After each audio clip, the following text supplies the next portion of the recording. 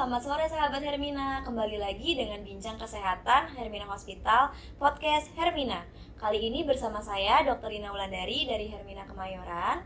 Pada kali ini kita akan membahas mengenai diabetic foot atau kaki diabetik. Tentu saja untuk membahas topik ini saya tidak sendirian. Ditemani oleh narasumber kita yaitu Dr. Briliana Puspasabirin, spesialis penyakit dalam, konsultan endokrin metabolik diabetes. Selamat sore, Assalamualaikum Dr. Briliana. Waalaikumsalam warahmatullahi. Kabarnya baik, Dok? Alhamdulillah. Alhamdulillah. Salam buat sobat Hermina juga. Baik, Dok, mungkin pertanyaan pertama saya, mungkin saya dan teman-teman Hermina, sahabat Hermina juga bertanya, Dok, yang disebut dengan kaki diabetik itu apa ya, Dok? Kaki diabetik itu adalah kelainan pada tungkai bawah yang diakibatkan karena diabetes mellitus yang tidak terkendali dengan baik. Baik, untuk di dunia sendiri, Dok, orang-orang yang terkena kaki diabetik itu banyak, Dok? Cukup banyak kasusnya. Bahkan kalau dari studi epidemiologi itu kita dapatkan datanya bahwa ada lebih dari 1 juta kasus amputasi pada penyandang diabetes per tahunnya. Wah, amputasi. Berarti untuk penyebabnya sendiri tuh apa ya, Dok? Penyebabnya itu tentu pada dasarnya adalah karena diabetes mellitus yang tidak terkendali dengan baik, jadi gulanya cenderung lebih banyak tinggi.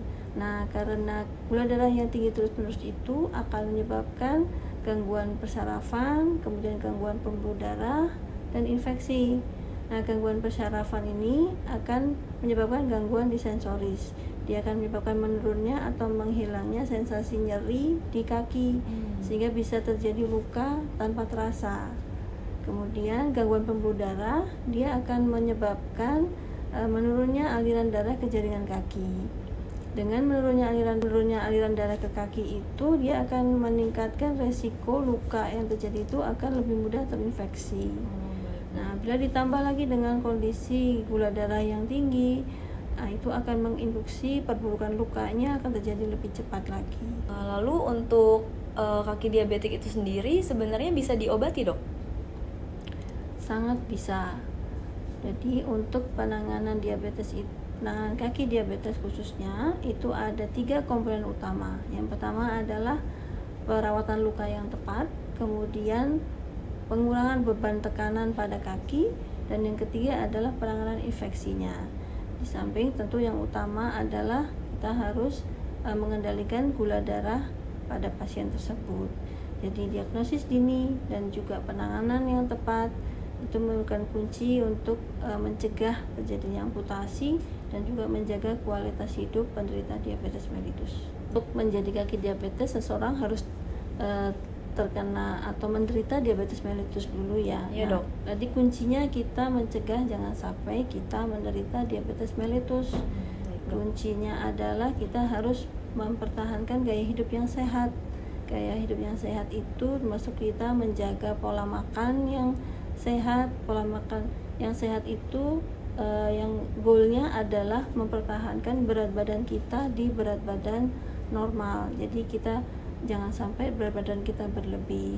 Baik, dokter, tadi itu kan pencegahan bagi orang yang belum terkena diabetik, takutnya nanti diabetik terus jadi mengalami kaki diabetik. Kalau misalnya orang dengan diabetik itu sendiri untuk mencegah terkena kaki diabetik itu caranya gimana ya, Dok?